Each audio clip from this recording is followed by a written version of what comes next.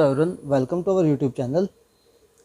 तो आज हम इस वीडियो में डिस्कस करेंगे किसी भी एक हाफ सेल का ई नोट कैसे निकालें। ठीक, calculation of E naught of half cell. ठीक है, लास्ट वीडियो में हमने पढ़ा था किसी भी एक फुल सेल का ई नोट कैसे निकालें, मतलब जो फुल सेल हमें गिवन था उसका ई नोट निकालने के बारे में जैसे निकालना था वो हमने लास्ट वीडियो में डिस्कस किया था। एक क्वेश्चन करते हैं आज, पहले स्टार्ट करने से पहले। Calculate E naught of half cell, मतलब सॉरी गिवन सेल, जो सेल हमें गिवन है। ठीक है, हाफ सेल नहीं, फुल सेल है। ठीक है, तो फुल सेल और हाफ सेल में क्या डिफरेंस होता है मैं आपको थोड़ी देर में बताता हूँ। तो हमें क्वेश्चन गिवन है कि कैलकुलेट करना है इस सेल का ई नोट। इसमें यहाँ पे हमें इलेक्ट्रोड पोटेंशियल्स की वैल्यू गिवन है एल्यूमिनियम की और आयरन की। ठीक है, तो मैंने आपको बताया था कि किसी भी सेल का निकालने के लिए हमारे पास एक ट्रिक होती है। सिंपल हमें लेफ्ट हैंड साइड से अप्रोच करना है और जैसे जैसे सेल चलता जा रहा है वैसे वैसे हमें चलना है। ठीक है, तो अगर मैं पहले इसकी रिएक्शन लिखूँ एनोड पे, एनोड पे क्या होता है ऑक्सीडेशन, एनोड पे क्या होता है ऑक्सीडेशन। ठीक है, oxidation is defined as loss of electron. और सिंपल अगर ये भी देखें तो ये ए, ये बी और ये सी। तो एनोड पे क्या हो रहा है, एनोड पे एल्यूमिनियम कन्वर्ट हो रहा है एल्यूमिनियम 3+ में, और साथ में 3 इलेक्ट्रॉन निकल रहे होंगे। ठीक है, और अगर मैं कैथोड की बात करूं तो कैथोड में क्या हो रहा है, आयरन 2+ से आयरन में चेंज हो रहा है, यानी कि यहाँ पे आयरन +2 से आयरन 2+ क्या कर रहा होगा, 2 इलेक्ट्रॉन खा रहा होगा और आयरन में चेंज हो रहा है। ठीक है, आयरन सॉलिड में चेंज हो रहा है। तो अगर मैं सिंपल इसके सेल की ई नोट की बात करूं तो अगर आपको ई नोट निकालना है, ठीक है, तो इसका अगर एल्यूमिनियम से, मतलब अगर सिंपल आपको ई नोट निकालना, मैंने आपको ट्रिक बताई थी ना कि जैसे जैसे सेल चल रहा है लेफ्ट हैंड साइड से हम अप्रोच करेंगे और जैसे जैसे सेल चल रहा है हम ऐड करते जाएंगे। ठीक है, तो यहाँ पे एल्यूमिनियम से एल्यूमिनियम 3+, यानी कि यहाँ पे एल्यूमिनियम 3+ है, एल्यूमिनियम की वैल्यू गिवन है, तो हम इसका क्या कर लेंगे, उल्टा कर लेंगे। तो क्या आएगा 1.66 प्लस, बीच में आएगा प्लस का निशान, Fe2+ से Fe की वैल्यू है, Fe2+ से Fe की वैल्यू दे रखी है, तो यानी कि -0.44, जो कि वैल्यू हमारे पास आएगी 1.22 वोल्ट। ठीक है, अब मैं आपसे एक चीज़ पूछूंगा, क्या ये सही है, मतलब ऐसे निकालना, मतलब ऐसे वैल्यू निकालना ई नोट की, क्या सही है? क्योंकि देखो यहाँ पे है 3 इलेक्ट्रॉन और यहाँ पे है 2 इलेक्ट्रॉन। क्या इन इलेक्ट्रॉन्स का नंबर ऑफ इलेक्ट्रॉन्स डिफरेंट होने की वजह से क्या इससे फ़र्क पड़ेगा? ठीक है, तो सबसे पहले हमें ऐसे नहीं करना सवाल, अगर कभी भी आए पहले हमें क्या करना है, इसको बैलेंस करना है। ठीक है, अगर मैं इसको बैलेंस करूँ, यहाँ पे टोटल 6 इलेक्ट्रॉन करने हैं, तो इसको बैलेंस करने के लिए क्या आएगा, 3 aluminium giving, sorry 2 aluminium giving 2 aluminium 3+ 6 electron. ये जो है बैलेंस्ड केमिकल इक्वेशन है। और साथ में यहाँ पे क्या है, आयरन 2+ में 3 आयरन 2+ 6 इलेक्ट्रॉन गिविंग 3 आयरन। तो अब यहाँ पे 6 इलेक्ट्रॉन से 6 इलेक्ट्रॉन कैंसिल हो जाएगा और हमारा ये रिएक्शन बन जाएगी। ठीक है, तो अब एक चीज़ और, यहाँ पे एल्यूमिनियम से एल्यूमिनियम 3+ की वैल्यू थी, या फिर मतलब अगर सिंपल वैसे ही देखूँ मैं तो वैल्यू है -1.66। अगर मैं आरपी की वैल्यू, आरपी की बात करूँ तो अगर मैंने इसको 2 से मल्टीप्लाई किया है बैलेंस करने के लिए, तो क्या मैं इसको 2 से मल्टीप्लाई करूँगा? क्वेश्चन ऐसे ही, इसकी वैल्यू थी -0.44, इसको 3 से मल्टीप्लाई किया इस इक्वेशन को, तो क्या ये भी 3 से मल्टीप्लाई होगा? क्वेश्चन। ठीक है, तो इसका आंसर है नहीं, ये नहीं होगा। मल्टीप्लाई जो है ई नोट की वैल्यू मल्टीप्लाई नहीं होगी। क्यों? क्योंकि जो ई नोट है, E naught is a intensive property. E naught जो है एक इंटेंसिव प्रॉपर्टी है। ई नोट जो है मल्टीप्लाई या ऐड नहीं होता। ठीक है, तो अगर मैंने अभी कह दिया कि ई नोट इंटेंसिव प्रॉपर्टी है, ई नोट मल्टीप्लाई या ऐड नहीं होता, तो मैं सेम अपनी ही बात को कॉन्ट्राडिक्ट कर रहा हूँ, क्योंकि मैंने यहाँ पे ई नोट को ऐड किया है। ठीक है, यहाँ हो तो ई नोट ही ऐड रहा है ना। एनोड का जो ई नोट है, एनोड वाले का जो इसका पोटेंशियल है, प्लस जो कैथोड वाले का, ठीक है, ई नोट है, प्लस जो एनोड वाले का है, तो हो तो वही ऐड रहा है, यानी कि मैं तो अपनी बात को कॉन्ट्राडिक्ट कर रहा हूँ। और ई नोट है भी इंटेंसिव प्रॉपर्टी, तो एक्चुअल में क्या होता है, यहाँ पे ई नोट ऐड नहीं होता, यहाँ पे ई नोट ऐड नहीं होता। जो ई नोट है वो एक इंटेंसिव प्रॉपर्टी है। Intensive properties are those property, ठीक है, जो हम मतलब जो एल्जेब्रिकली ऑपरेट नहीं होती, मैथमेटिकली, ठीक है, जो ऑपरेट नहीं होती। ई नोट इंटेंसिव प्रॉपर्टी है। तो फिर यहाँ पे क्या ऐड हो रहा है?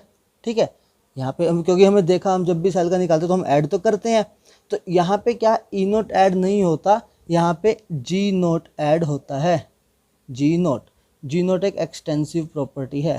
ठीक है, याद रखना, कई बार एग्जाम में एमएसक्यू में कुछ चीज़ पूछ लेता है, ठीक है, क्या चीज़ इंटेंसिव है, क्या चीज़ एक्सटेंसिव है, ठीक है।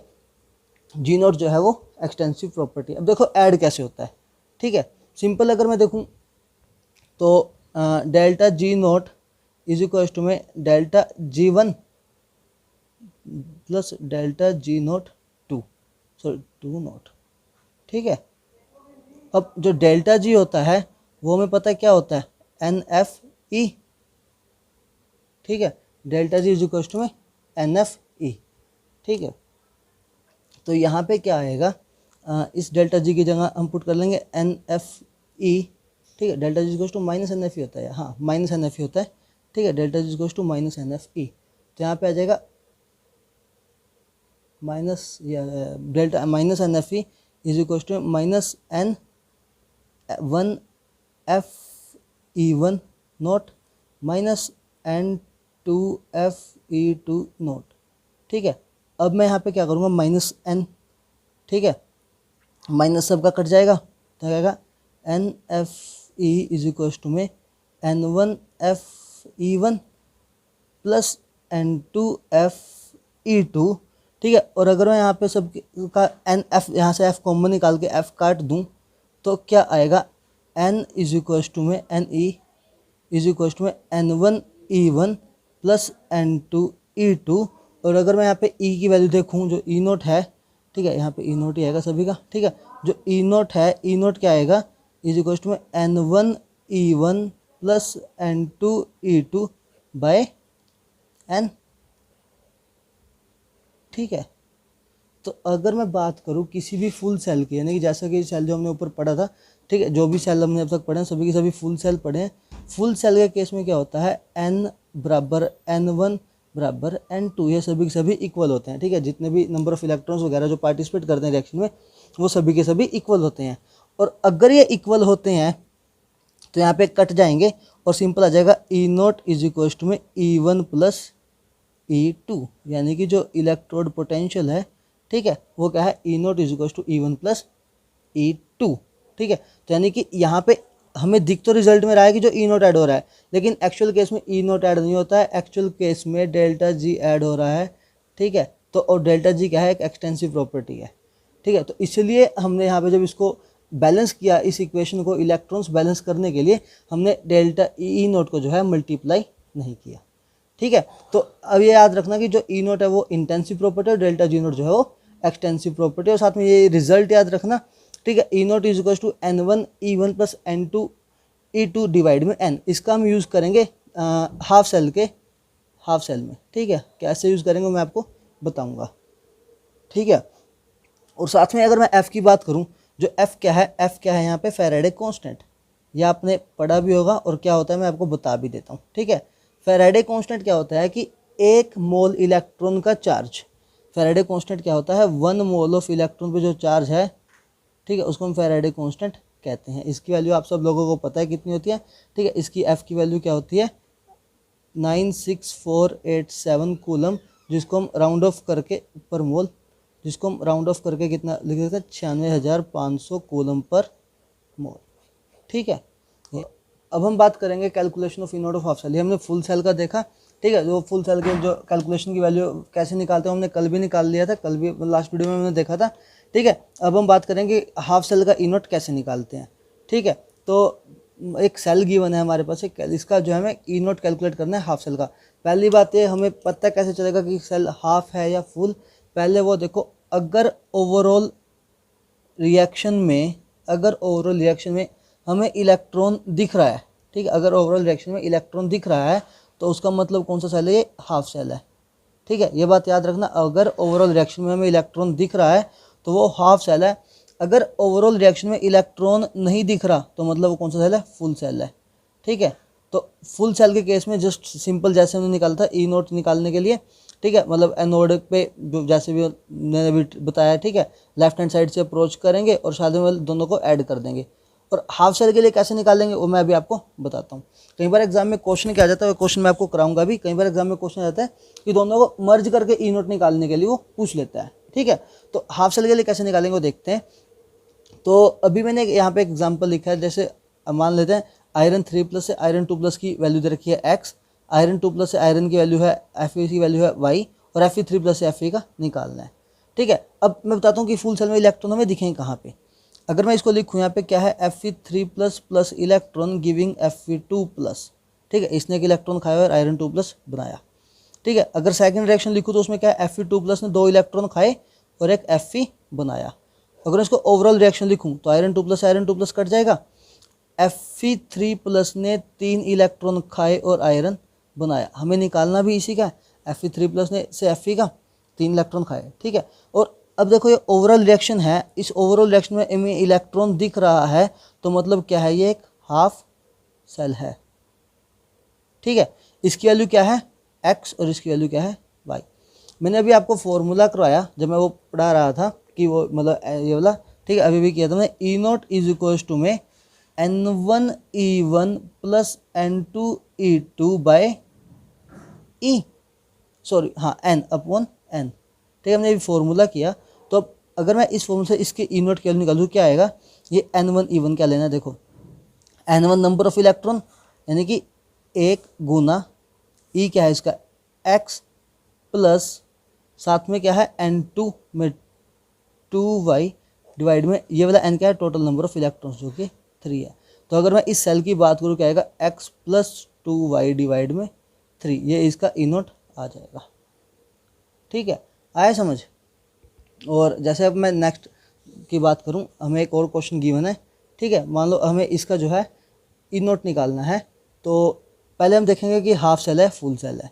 अगर मतलब हाफ सेल हुआ तो हमें ओवरऑल रिएक्शन में इलेक्ट्रॉन दिखेंगे, फुल सेल हुआ तो ओवरऑल रिएक्शन में इलेक्ट्रॉन नहीं दिखेंगे। पहले हम इसको लिखेंगे, क्या लिखेंगे, SN4 प्लस प्लस 2 इलेक्ट्रॉन, इससे मिला अपने हमें SN2 प्लस और इसकी वैल्यू कितनी है A, और यहाँ पे क्या है SN2 प्लस ने 2 इलेक्ट्रॉन खाए और SN बनाया, इसकी वैल्यू है B।